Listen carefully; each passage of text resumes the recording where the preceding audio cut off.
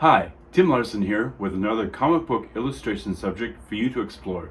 This week we're going to get into ganging. No, I don't mean joining a gang or doing anything violent.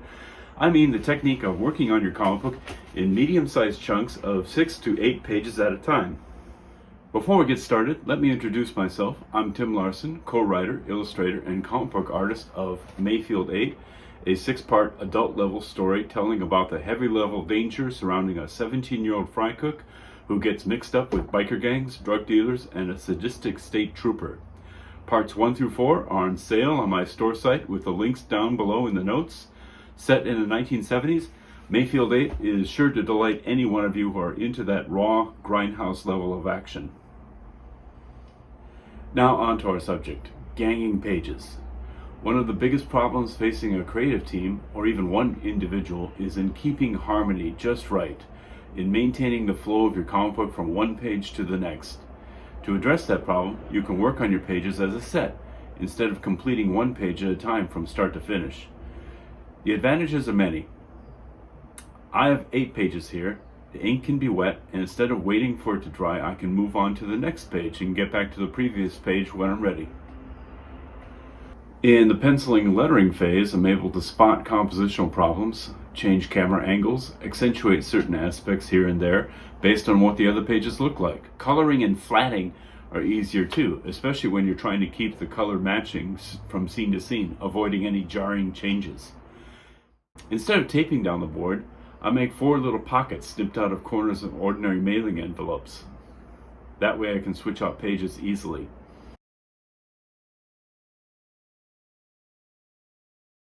Eight pages of my comic book here,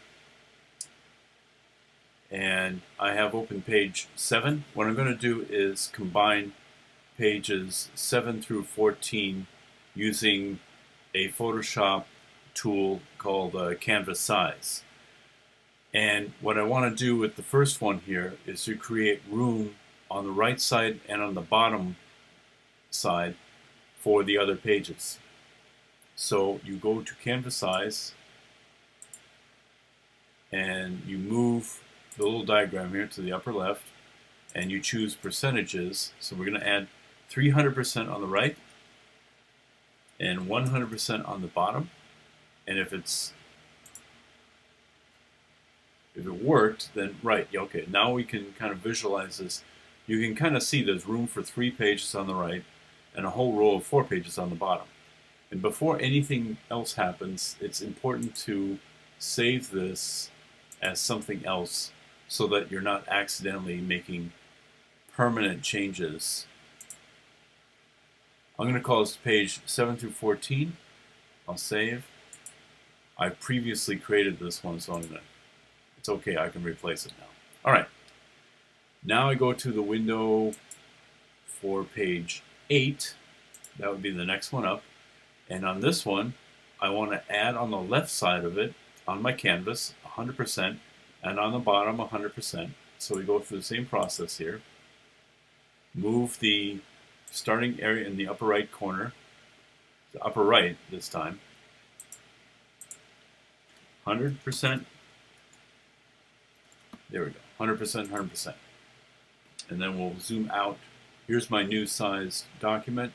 You go in the layer and right click, it'll ask you to duplicate layer, and down here I created my new document, page 7-14. We'll put it right there. And what this does is it'll export this layer plus the changes into 714. So let's go over there and see what happened here. Okay, here we go. And then I want to work on the same layer with everything, so I'll just go ahead and hit Command E or merge down. Okay, now everything's on the same layer. Let's go to page 9. Actually, let's go back to page 8, okay? And we'll just either hit the revert button, or in this case, just hit the window. I don't want to save it. We'll just get rid of that, okay? Because that's 8 right there. Let's go to page 9. And now it's going to be 200% on the left, 100 on the bottom.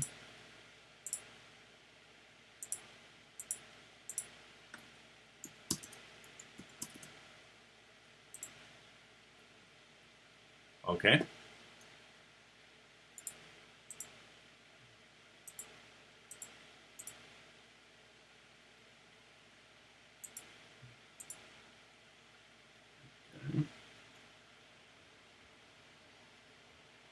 And then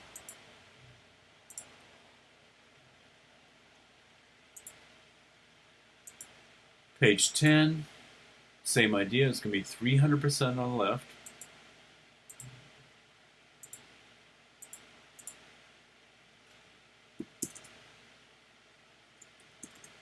And this will complete the top row. There, okay. Right-click the layer, duplicate layer. We go into page 7-14, and then go over to that actual page and see if it worked. Okay, merge down. Now I got my top row done. And then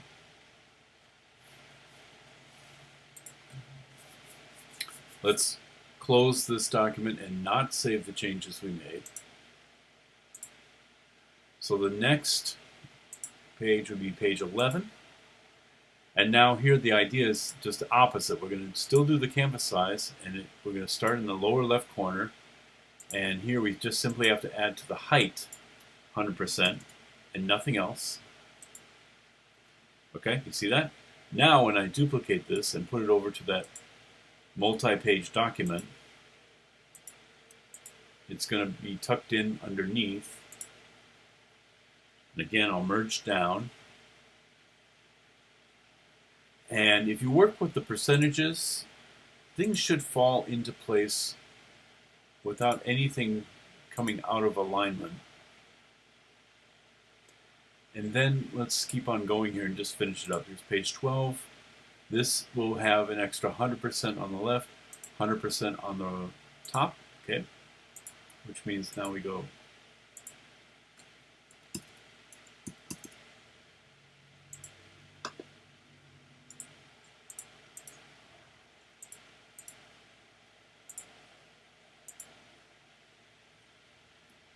okay, just added that one. Page 11, or page 12 rather, sorry. Now let's go to page 13. Got 2 more to go. This is going to have 200% on the left, 100 on the top.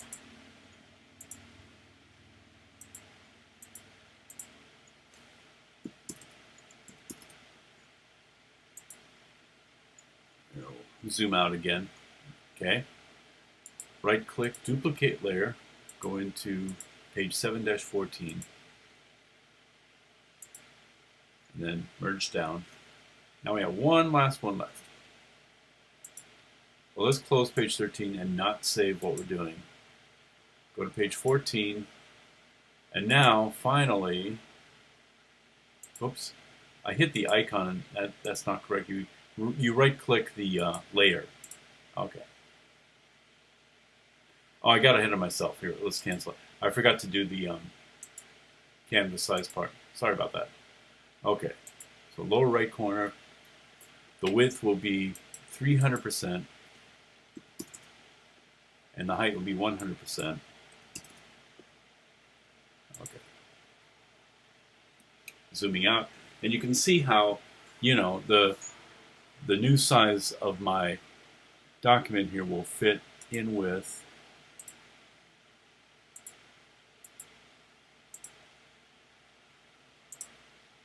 that. I just have to merge down, and really that's the process right there.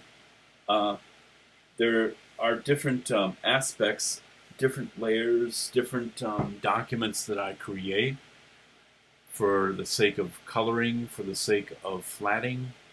But this is really the process that I go through. With the coloring phase, without getting too much detail into it, there is a black line layer on top, and underneath it will be the color. And what I do is, to save on file size, I just temporarily keep the black line layer. It's not the final layer that I'm going to use. I actually downsize the pages 50%. But that'll come later. I'll show you in another video the process of doing that. Because the idea behind that is as long as you're not going to use the black lines forever, they're just used for the sake of coloring, the blobs of color that exist underneath the black lines, it doesn't matter if those are half the size or full size or what. So to save on file size with something that's 300 dot per inch, I just simply go through this process, but somewhere along the way, typically before I export it and start creating this multi-page document, I'll cut it down by 50%, okay? So, for example, then, this image size is 7,956 pixels by 6,150 pixels. So then the 50% size one would be, of course, 50% at roughly, 4,000 and by 3,000 pixels and some change. And that really does help save on file size and keeps it from getting really ungainly. That's it pretty much on how to mosaic and put your pages together. It's always a good idea to pick out like an even number that will stack nicely. So here I got 8, so I got 4 on top, 4 on the bottom. You could also do 6. You could even do 4 or even 2 if that will help you.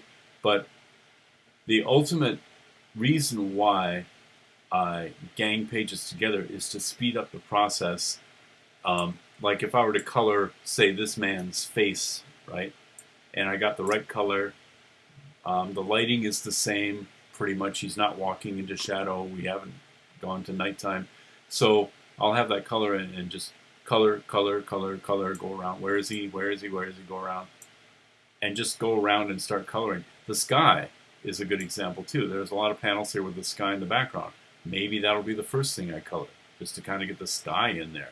I don't have to go panel by panel. I can just create giant patches of color of the sky.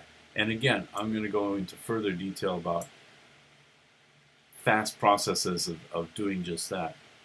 But that's basically it. Zoom back, and there's the mosaicked 8-page Photoshop document. There you have it. By ganging several pages together, you can speed up the flow of work and make your design, color, or compositional decisions easier to make, since you're looking at it as a whole. I'm Tim Larsen. Thank you for watching this. Keep making comics. You only get better as you develop higher and higher levels of skill. I'll see you next week.